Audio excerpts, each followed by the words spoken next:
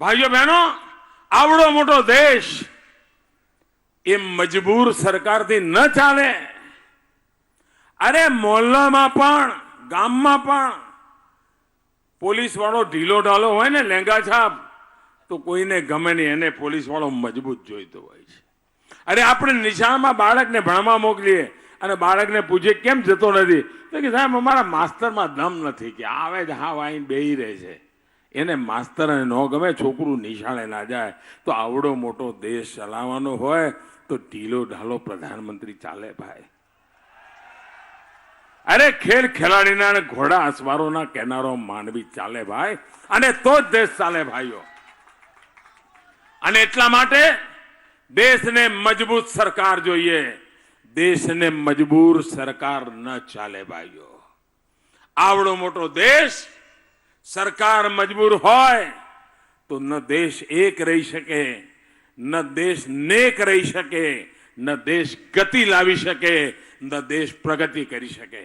અને એટલા માટે ભાઈઓ બહેનો, આજે દેશને અનેક વર્ષો કરતા પણ વધારે મજબૂત સરકારની જરૂર છે. ભાઈઓ બહેનો, આપે જોયું હશે કે કોંગ્રેસ પાર્ટીના આખા ચૂંટણી ઢંઢેરામાં મધ્યમ વર્ગનું નામો નિશાન નથી. જાણે મધ્યમ વર્ગને એમણે દસાડા દફતરમાંથી કાઢી મૂક્યું છે. આપણો જૂનો શબ્દ છે ને દસાડા, ત્યાં દસાડા દફતરમાંથી જ કાઢી નાખ્યું છે.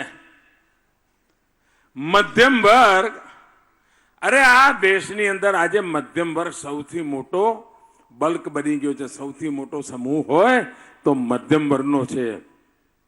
કાયદાનું પાલન કરતો હોય તો મધ્યમ વર્ગ, સરકારની તિજોરીમાં નાણાં ટેક્સ આપતો હોય તો મધ્યમ વર્ગ, કાયદાનું પાલન કરીને ટેક્સ આપીને દેશના વિકાસ માટે યોગદાન આપવા માટે ખડે પગે તૈયાર રહેતો હોય તો મધ્યમ વર્ગ, સરકારને ઓછામાં ઓછી જવાબદારી કોઈની લેવી પડતી હોય તો મધ્યમ વર્ગ.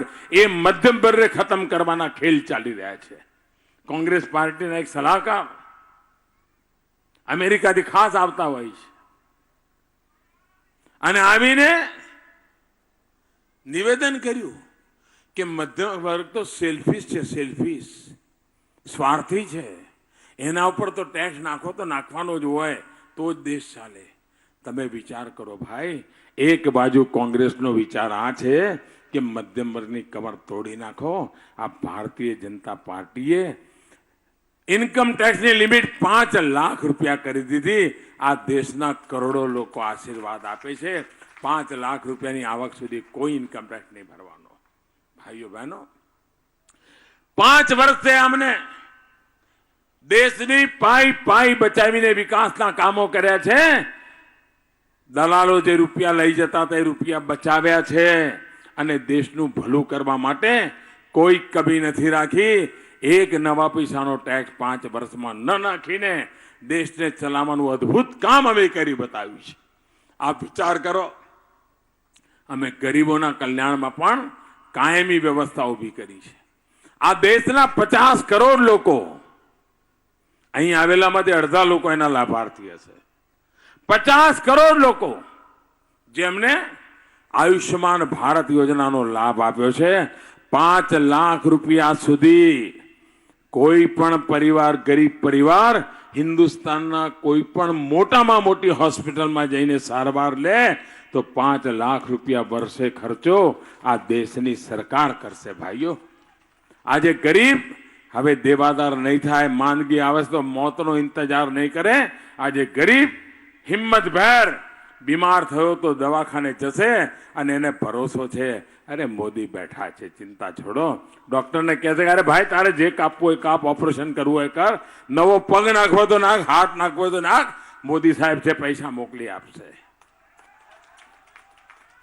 ભાઈઓ બહેનો, કિસાન પરિવારો, 12 કરોડ કિસાન, વિચાર કરો, 12 કરોડ કિસાનોના ખાતામાં દર વર્ષે 75,000 કરોડ રૂપિયા જમા થાય. આ પહેલી વાર દેશમાં શક્ય બન્યું છે. અને પહેલા તો અમે 5 એકર એનાથી નાના ખેડૂતોને માટે નક્કી કર્યું હતું અને હવે મેં નક્કી કર્યું છે 23મી મે જ્યારે ચૂંટણીના પરિણામો આવશે, 23મી મે જ્યારે ચૂંટણીના પરિણામો આવશે ત્યારે ફિર એક બાર फिर एक बार 23મી મે જ્યારે ફિર એક બાર મોદી સરકાર બનશે તો અમે આ 5 એકર અને એના માટેનો નિયમ છે ને એ નિયમ પણ કાઢી નાખવાના છીએ અને હિન્દુસ્તાનના બધા જ કિસાનોને એમના ખાતામાં સીધા પૈસા મળે એની વ્યવસ્થા અમે કરવાના છીએ. ભાઈઓ બહેનો, કોઈએ વિચાર કર્યું તો પહેલી વાર આ સરકારે વિચાર કર્યો છે ખેડૂતોને પેન્શન મળશે. 60 વર્ષની ઉંમર પછી એને આશ્રિત નહીં રહેવું પડે. દર મહિને એના ખાતામાં સીધા પેન્શનના પૈસા આવશે.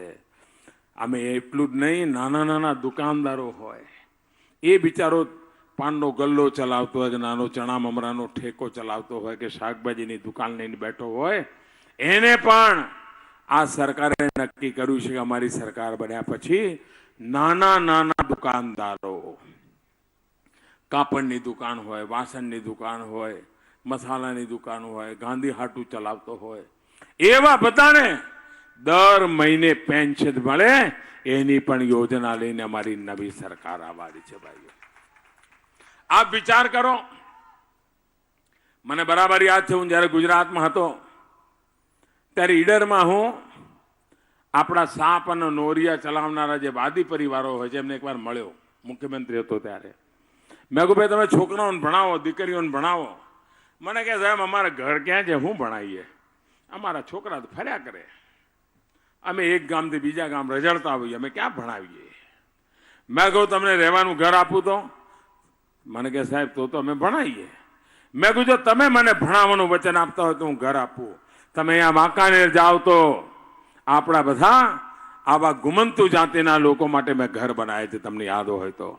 અને એ વખતે છાપાઓમાં મારી બહુ ટીકા થતી હતી, કારણ ગુમંતુ જાતિના છોકરાઓએ એક નરેન્દ્ર મોદીનું મંદિર બનાવ્યું હતું. સાપ નોળિયાના ખેલ કરીને, વાદી એના ફૂલવાડીના ખેલ કરીને જિંદગી ગુજારનારા લોકો, મેં કહ્યું તમારા બાળકોને ભણાવો તો હું તમને મકાન બનાવી દઈશ. અને એ વખતે વાંકાનેર પાસે આપણે એમની એક વસાહત બનાવી હતી અને એ બાળકો એક નાનકડી 4 ઈંટો મૂકીને એમાં એક મોદીનો ફોટો મૂક્યો હતો અને રોજ સવારે નિશાળથી જાય ત્યારે મોદીને પગે લાગીને જતા હતા. 2 વર્ષમાં તો એ છોકરાઓ કોમ્પ્યુટર ચલાવતા થઈ ગયા હતા. ભાઈઓ, આ ગુમંત જાતિ માટેની મારી લાગણી ગુજરાતમાં હતો ત્યારથી પડી હતી. આજે ભારત સરકાર બનાવ્યા પછી અમે આ ગુમંત જાતિ માટે દેશમાં પહેલી વાર વેલફેર બોર્ડ બનાવવાનું કામ કર્યું છે, એમના ડેવલપમેન્ટ માટેનું કામ કર્યું છે. ભાઈઓ બહેનો, આપણું નર્મદાનું પાણી અહીંયા પહોંચ્યું. આજથી 40 વર્ષ પહેલા પાણી પહોંચવું જોઈતું હતું કે નહોતું પહોંચવું જોઈતું? નર્મદાનું પાણી 40 વર્ષ પહેલા પહોંચ્યું હોત તો આ કચ્છ કાઠિયાવાડના લોકોને હિજરત કરવી પડી હોત? કોઈને હિજરત કરવી પડી હોત? સુખેથી લોકો જીવતા હોત કે નહીં? 40 વર્ષ મોડું કર્યું હોય તો એના માટે કોઈ ગુનેગાર હોય તો માત્ર ને માત્ર કોંગ્રેસ સરકારો ગુનેગાર છે. અને જેવો તમે મને બેસાડ્યો, મેં પહેલું કામ કર્યું નર્મદા યોજના પૂરું કરવાનું. અને ભાઈઓ બહેનો, આજે ગુજરાતને ગામડે ગામડે ખેતરે ખેતરે પાણી પહોંચાડવાનું કામ તેજ ગતિથી ચાલી રહ્યું છે. આપણું ઢાંકી, સુરેન્દ્રનગર જિલ્લાનું ઢાંકી જોવા માટે હું દેશભરના લોકોને કહું છું કે એન્જિનિયરિંગ કોને કહેવાય જોવું હોય તો જરા ઢાંકીમાં જઈને જોઈને આવો. ભાઈ, કેવું અદભુત! વિદ્યાર્થીઓને આજે પણ હું દેશમાંથી મોકલું છું કે જરા ઢાંકીની અમારી એન્જિનિયરિંગ કૌશલ્ય છે એની તાકાત જોઈને આવો. ભાઈઓ, આજે ગુજરાતની શકલ સુરત બદલવામાં પાણી એક તાકાત બનીને આવ્યું છે. આપણે સૌની યોજના લઈને આવ્યા. રાજકોટ, સુરેન્દ્રનગર, જામનગર ક્યાં ક્યાં પહોંચી ગયા. ભાઈઓ બહેનો, પણ મને આનો અનુભવ હતો કે પાણી એ પારસ છે. પારસ, પાણીનો સ્પર્શ થાય ને એટલે પાણીના સ્પર્શથી જેમ પારસના સ્પર્શથી લોઢું સોનું બની જાય, જેમ પારસના સ્પર્શથી લોઢું સોનું બની જાય, એમ આ પાણી પણ પારસ છે એ સોનું પેદા કરવાની તાકાત રાખતું હોય છે. અને પાણીના મહાત્માને મને ગુજરાતે શીખવાડ્યું. એટલે આ વખતે આપણે નક્કી કર્યું છે કે આપણો સંકલ્પ છે કે આપણે સમગ્ર દેશ માટે પહેલી વાર પાણી માટે એક અલગ મંત્રાલય બનાવીશું. અલગ મિનિસ્ટ્રી, માછીમારો માટે અલગ મિનિસ્ટ્રી. આ ગુજરાતના સમુદ્રી તટના માછીમારો હોય, હિન્દુસ્તાનના સમુદ્રી તટના માછીમારો હોય, નદી તટના માછીમારો હોય, કુવામાં માછીમારી કરનારા લોકો હોય, એમના કલ્યાણ માટેના કામો પણ અને એમને અનેક બીજા વ્યવસાય શીખવાડવાનું કામ પણ આપણે કર્યું છે. ભાઈઓ બહેનો, દેશની સુરક્ષા હોય, દેશનો વિકાસ હોય, દેશમાં આધુનિક ઇન્ફ્રાસ્ટ્રક્ચર બનાવવાનું કામ હોય, આજે આપણે તેજ ગતિથી ચાલી રહ્યા છીએ. અહીંયા હું પહેલા આવ્યો તો નવું એરપોર્ટનો શિલાન્યાસ કરવા માટે. આપ વિચાર કરો, 14,000 કરોડ રૂપિયાના ખર્ચે એરપોર્ટ, 14,000 કરોડ રૂપિયાનું જ્યારે અહીંયા રોકાણ થાય, કેટલા બધા લોકોને રોજીરોટી મળે. અને જ્યારે અહીંયા એરપોર્ટથી ધમધમતે વાર આવશે, સુરેન્દ્રનગર રાજકોટની વચ્ચે જાહો જલાલી આખું એક નવું ક્ષેત્ર ઊભું થશે ભાઈઓ.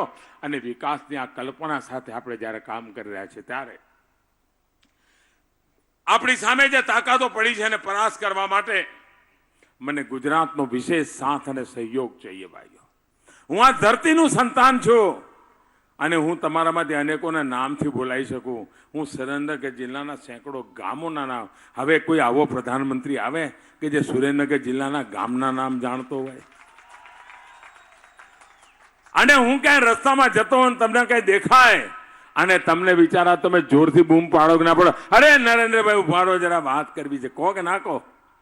આવો પ્રધાનમંત્રી કોઈ દી મળે ભાઈ? આવો પોતીકો માણસ મળે ક્યાં? આ જયારે પોતીકો માણસ તમને મળ્યો છે ત્યારે, અને જ્યારે મેં ગુજરાતનું માથું ઊંચું કરવામાં કોઈ કમી નથી રાખી, ત્યારે દેશ અને દુનિયામાં હિન્દુસ્તાનનો ડંકો વગાડ્યો છે, ત્યારે ભાઈઓ બહેનો આજે હું આપની પાસે આશીર્વાદ લેવા આવ્યો છું. એક ચોકીદારને આપની મદદ જોઈએ છે અને એ વખતે હું આપને એક સંકલ્પ લેવડાવું છું. આ સંકલ્પ લેશો આપ બધા? લેશો? હું કહીશ એટલે તમારે સંકલ્પ લેવાનો છે. ઘરે ઘરે ચોકીદાર બોલશો ને? તમારે બધા ઘર ઘર મેં હે ચોકીદાર બોલશો? શું બોલશો? घर घर में है चौकीदार, घर घर में है, घर घर में है भ्रष्टाचारियों होशियार. पूरी ताकत से बोलो, भ्रष्टाचारियों होशियार, भगोड़ों पर कानून की मार, बंद हुआ काला कारोबार, देशद्रोहियों पर कड़ा प्रहार, आतंक पर हो रहा आखिरी वार, दुश्मन हो जा खबरदार,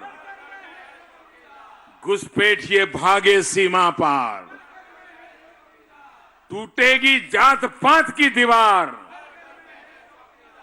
वंशवाद की होगी हार. बहुत बहुत धन्यवाद, बधानो खूब खूब आभार. भारत माता की, भारत माता की.